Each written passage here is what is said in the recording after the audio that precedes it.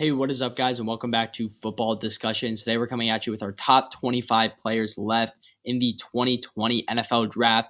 For your guys' teams who didn't get the player that you wanted in the first round, these guys are definitely worth a pick in the second round, guys that have first round grades on for some. So definitely stay tuned and keep in mind these players whose names most likely will be called tonight. All right, so starting off with the number one overall pick. Sorry if it looks weird. We built a fort in my house, so that's where I'm in right now. But starting off with the number one overall player left, to me, it's Johnathan Taylor, the running back out of Wisconsin. I think he has a leg up on Swift due to his running ability. And again, these are my opinions. But I think Taylor is one of the better backs in this class, one of the better backs I've ever seen in college football.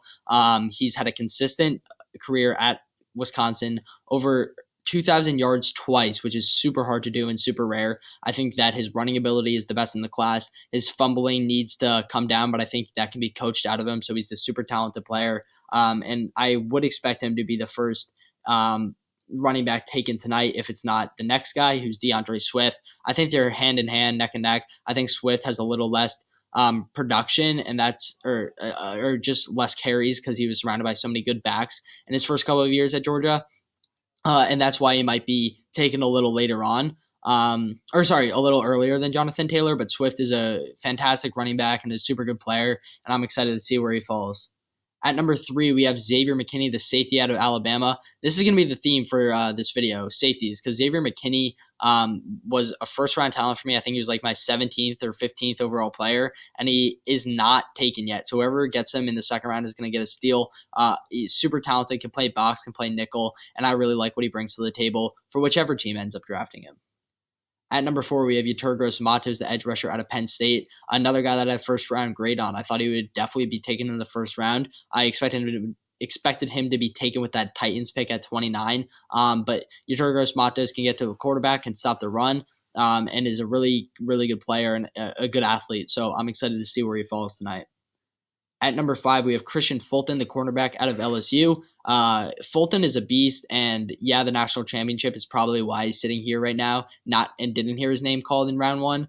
But at the same time, I think that throughout his entire college career, he's had one of the better Pro Football Focus grades at corner consistently, and is a super talented player. So I'm expecting him to hear his name called really early tonight. Like I said, great player, and it's going to be fun seeing where all of these guys land.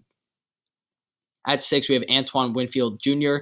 He recently has jumped over Grant Delpit for me as the second best safety in this class, but I really like Winfield, and I like what he brings to the table. You can, any team that drafts him can line him up at the nickel position, and he can play corner. He's that good in coverage. I do expect him to play safety in the NFL, but I think it's something that he prides himself on, his ability to cover guys like tight ends and slot receivers. And I think that's something that teams are looking for. So I really like Winfield, and another guy that's going to hear his name called pretty early on tonight.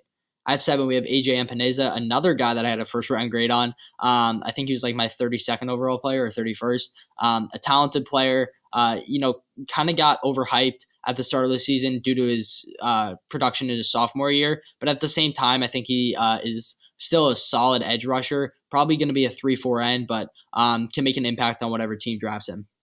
At number 8, we have Grant Delpit, the safety out of LSU. Delpit's another fascinating player who had a hard fall after a really fast rise during his sophomore campaign. Delpit was the best safety in college football in 2018, and then in 2019, I do know that he won the Jim Thorpe Award, which is the best defensive back, but I don't think he deserved it. It just wasn't the same Grant Delpit. His coverage skills, abilities and skills are amazing, and his range is amazing. His tackling ability is where we see the fault, and that's why he's dropped down people's boards, I believe. But at the same time, he's such a good safety and has natural ability. So I could see him being a fit in basically any defense. At number 9, we have Josh Jones, the offensive tackle out of Houston. Fantastic tackle. I mean, great blocking ability great pass blocking ability. I think he's a natural left tackle. I think Josh Jones is going to be a starter in the NFL and a team, and he's one of the few starting caliber offensive tackles left in this draft, in my opinion. So a tackle needy team is definitely going to take him early on tonight. So it will be fun to see if it's the Giants who go, or sorry, not the Giants. I already took a tackle. I would have said the Chargers as well. So, but they traded up. So I am interested to see where he falls. Maybe the Dolphins go that route, take their second tackle, get their bookends. But it's going to be a fun night, especially with guys like Josh Jones. At number 10, we have Zach Bond, edge rusher out of Wisconsin. Zach Bond's a really good player. I'm a big fan of his. He played edge at Wisconsin, but now I think he's more of an off-the-ball outside linebacker. We saw him play that towards the end of the year at Wisconsin and in the Senior Bowl, and he really flourished in that role. His coverage ability from the edge is, I would say, second best in this class behind Caleb Von Chason's, and his ability to get to the quarterback is still there, and his run-stopping ability is there as well. So I'm a big fan of Zach Bond, and I'm sure he will find a home tonight. At 11, we have Denzel Mims, the wide receiver out of Baylor. Mims is another talented player. His athleticism is up there. I think he fell because of the same reason why DK Metcalf fell. He's an athletic wide receiver, but the route running isn't there. I think with good coaching, Mims can definitely become a premier wide receiver. At 12, we have another wideout. It's going to be T. Higgins out of Clemson. Higgins was a guy much like Empaneza and much like Delpit, who were very high on people's draft boards at the start of the college football season, and then kind of fell throughout the entire year. It wasn't a lack of production. It's just more of a fast rise of the wide receivers around him. In most drafts, T. Higgins would have been taken in the first round, but this is just such a deep and unique wide receiver class that we see guys like him falling, but definitely a solid player. At 13, we have Jaylen Johnson, the cornerback out of Utah. I'm a big fan of Johnson's. I think that he's the best tackling corner aside from Jeff Okudah in this class.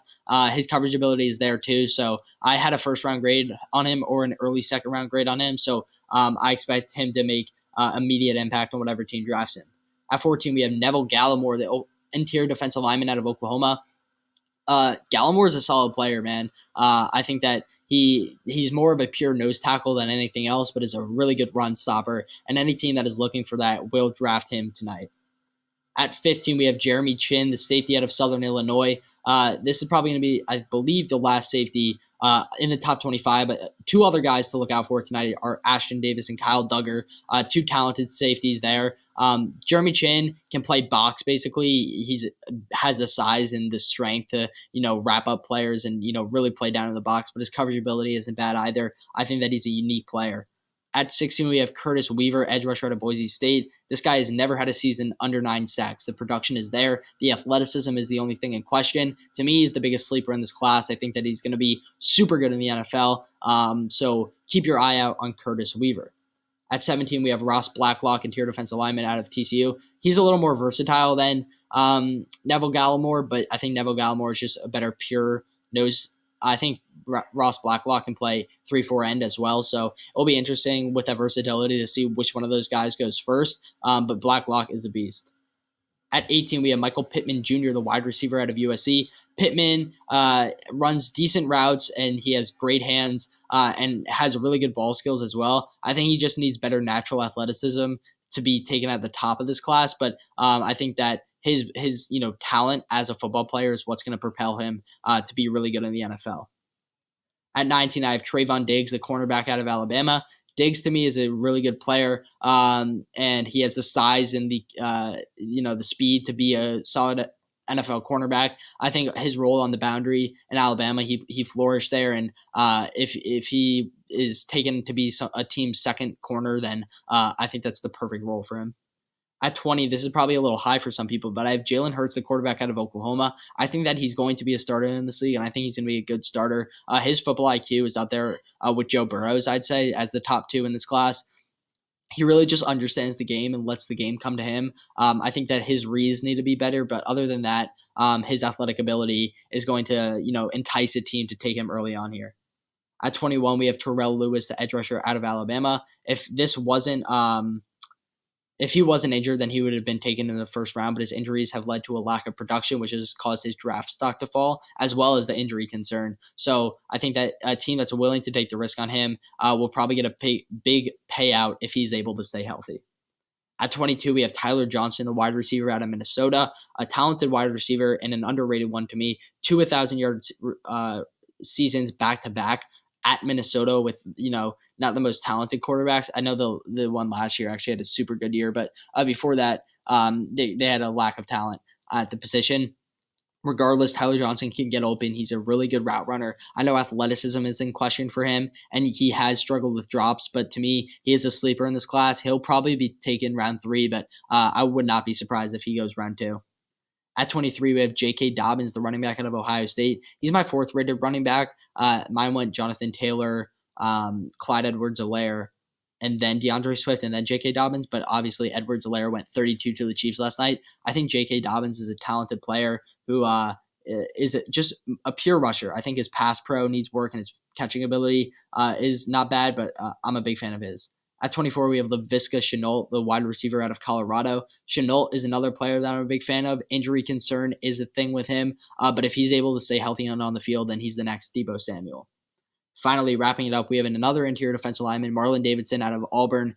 Anyone coming from that Auburn defensive line is obviously going to be super talented. I don't think Marlon Davidson's an exception to that. I think that he'll make a team really happy with his play and his physicality on the defensive line, and he'll be a super good fit wherever he lands. All right, guys, that's going to do it for today's video. I hope you guys like my backdrop today. If you want to see more draft content, please subscribe. We're going to be pumping it out. And if you guys want me to live stream the second round and 3rd round tonight, let me know in the comments because I'm only going to do it if I'm getting viewers. But yeah, take it easy, guys.